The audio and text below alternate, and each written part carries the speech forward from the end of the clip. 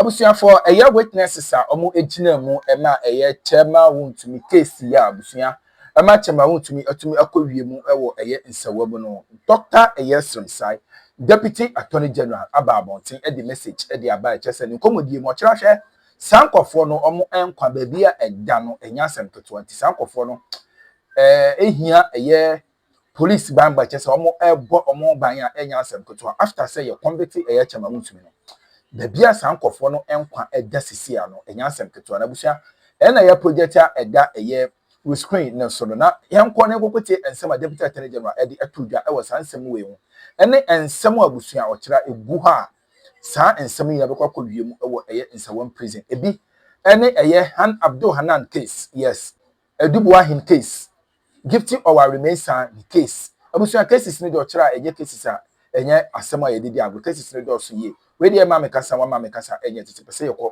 na yɛtie latest update about abɔnten a ɛfa ɛyɛ chairman Wontumi the witnesses as say your minimum kasa Deputy Attorney General etra omon kwa be da no say ye bo omon ho ban ene ensem a ode ababonten ene enkofo a they are ready to fast track them all to Nsawam prison yetim the message here that so I be me dey che be say wase ene dey ko to channel so ni dey kwa so bomodi answer be subscribe e dey am na be channel so say be me dey so ha ni atem dey mum ya witnesses then the court will set another day for what we call case management conference, which is usually another 1 week. So even with this Edubuwa case, if the court is allowed to proceed as it's supposed to, there will be only 1 day in the legal vacation that there will be any court proceedings. The rest will just be filing, ruling, counter filing up to like November.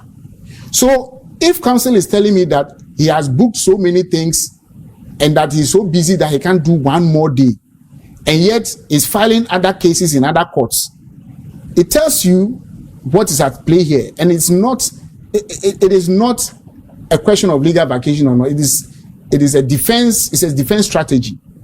Whether for good or bad, that I leave that to the listeners. But basically you say defense strategy to delay the case. That is my candid opinion on this. Because I don't see why 1 day of cross examination should be dragging us into this. Especially when you are in other courts working and filing processes. And Thursday, the Supreme Court will decide this and put some finality to the matter. Let's deal with some other oral cases. And before we come to specific oral cases, Wontumi, you succeeded in securing a conviction. He's behind bars now. He has filed an appeal, but he's also filed a process to get him out pending the hearing of the determination of the appeal. You filed to object. Yeah. Very strongly. Why? I mean, he's already been convicted. You know, opposing such application is actually in the interest of the accused person. Accused persons of everyone likes liberty. But think of a situation where you have been sentenced, you have served, let's say, a month, and then you are granted bail pending appeal. So you come and spend maybe 3 months or 6 months outside, and then the appeal fails. You go back to serve your sentence. You get the point. That is a psychological, there's literature on this part of it. So judges, unless there are exceptional circumstances, so for example, case of severe illness or some health issue or some very important matter, so we call it exceptional or special circumstance, then the court will grant you, but they will not grant you bail pending appeal merely because you disagree with the decision. If you look at the affidavit they filed, all they are saying is that they disagree with the decision and they stated grounds on which they disagree. That does not occasion any special circumstances that will allow you to what? Come out pending the appeal. And so when it was pretty easy for us, because there were situations where, if you take, I think, Ato Asian, who is on bail pending, I think he was put on bail pending appeal because there were severe health issues that were apparent on the face of the affidavit. This one has no such thing. It simply says, grant me bail to be out there because I won't run away. So let me be out so that you decide the appeal.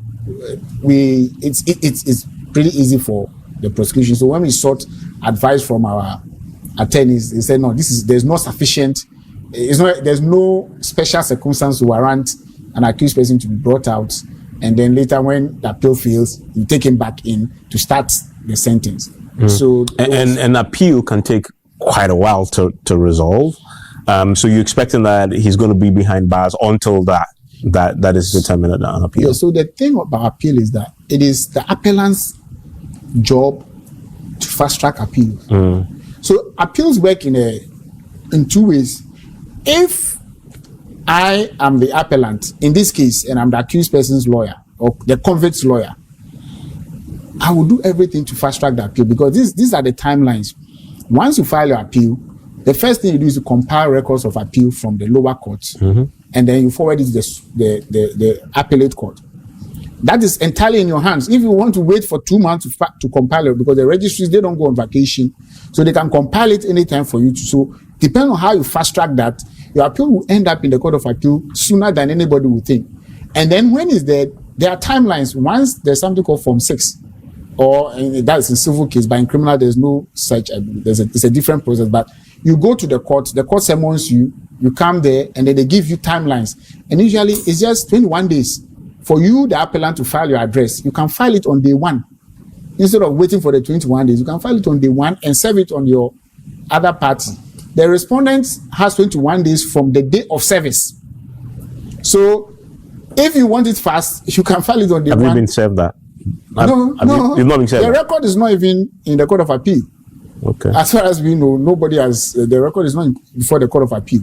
So another side of the case is that if you secure, it's like a client who secures an injunction and then goes to sleep. So you are building on my land or on a land that is in dispute, and I go for an injunction against you.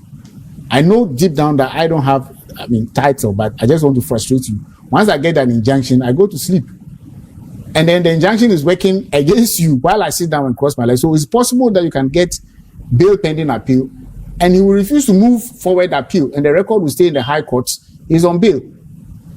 And then it delays the process. So appeals could actually be fast-tracked depending on the counsel's interest. So you're saying you're waiting for Wontumi to fast-track his own process as far as the hearing of the appeal matter is concerned? No, it's entirely in his hands. And you haven't been served yet with the... No, it's only when we accept that we take a step. So we will sit down and wait for them to... If they do it today, the court will even give us a period within which to respond. And we cannot even drag it, because if you don't respond, the effect is that the court will decide the case without your response. Out of the court, and this is just, by the way, he's also been rendering apologies, to the president, and, appealing to the president to intervene, and that if he's wronged him in the past, he's sorry, his aides have been saying it. Does that count for anything? I think there is a certain culture which I find disturbing.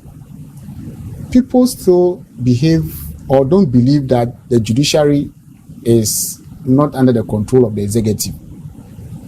That is what informs such, things as apology. So you have been charged with specific offenses. The judiciary has heard you, they've convicted you. You have maintained throughout the trial that you are innocent. You have even filed an appeal. Now, I'm not saying don't apologize to people that you believe you have wronged. But if the apology is engineered to secure an overturning of a court's decision, then what you are doing or suggesting is that the president has power to actually cause the courts to decide one way or the other. Or pardon him, maybe. Fine, pardon, but I don't think pardon has a process. People don't see the process for pardon. Pardon, after you send your petition to the president refers the petition to the Attorney General's department.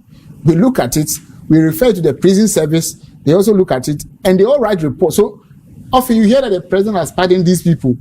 It's not that you just tell the president gets up to say, I'm pardoning them. No, there's an elaborate process that goes on underground.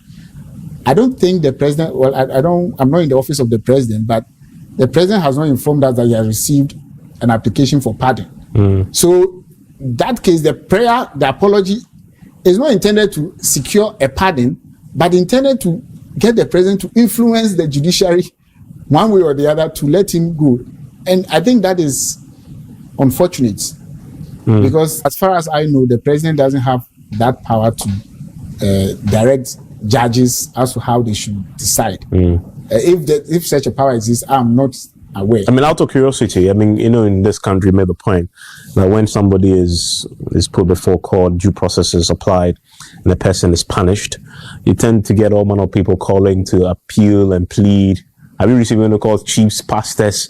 They are anybody.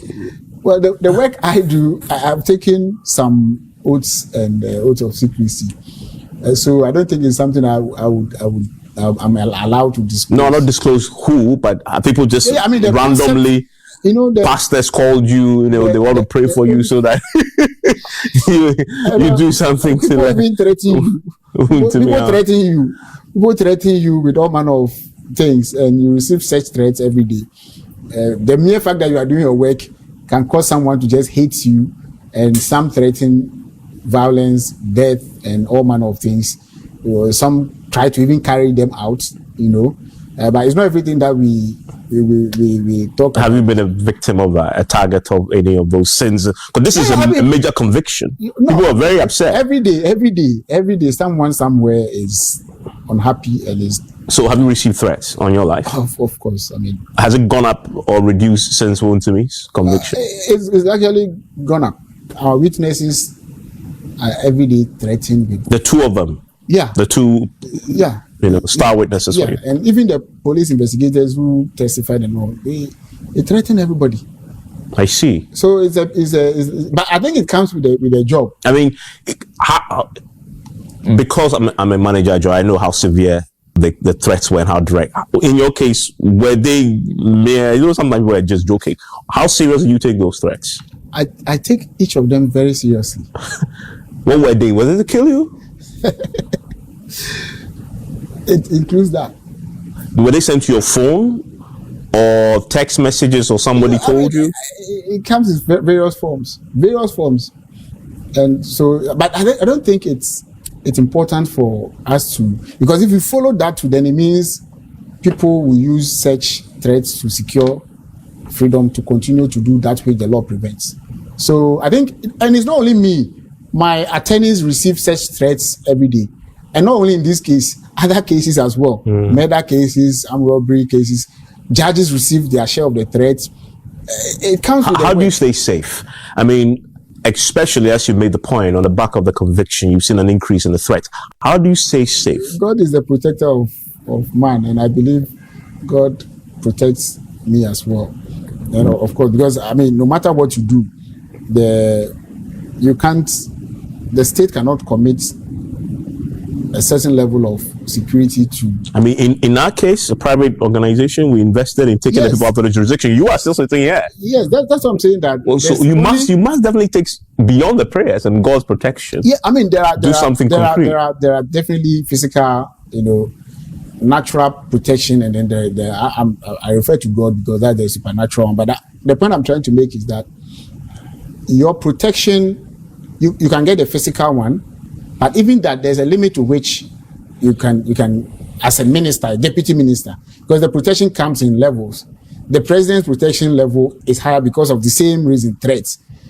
The state cannot spend money on me as they're spending on the president's security. And obviously, the attorney who is conducting the case or assisting us to conduct this case will not get the same protection as I am getting. The point I'm making is that there is a limit to how much physical protection you can get, and even that is never enough because human beings can do so many things. So I would, for my own peace of mind and everything, I discount the physical one, even though yes, it's good, and just so I can sleep, I commit myself to in the hands of the Lord. Yes. And those two star witnesses, are they getting any police protection? Yeah, we've given them police protection. Then the threats must have been very severe against them. Just wrapping up on Wontumi, he has another case now, the 30 million Exim Bank. That is an oral case. Yes, it's an oral. The last time this was adjourned to allow you to finish the negotiations, I believe there's a plea bargain there. Yeah. They made an offer that you rejected. Yeah. Are you making progress? We regrouped again to negotiate further, but I can announce that too has not made we've not made much progress because what we think is sufficient, the other side said either they don't have it or they so it's 30 million. How much are you asking them to pay? That would be the details of the negotiation, which is without prejudice and it's also covered by confidentiality, so it's enough for me to say that we have decided that we'll proceed with the case. So once the legal vacation is over, we will proceed with the trial. The law allows us to still have that conversation alongside the trial. So even though I would say we are still negotiating, we think that we have reached a point where we would have to proceed.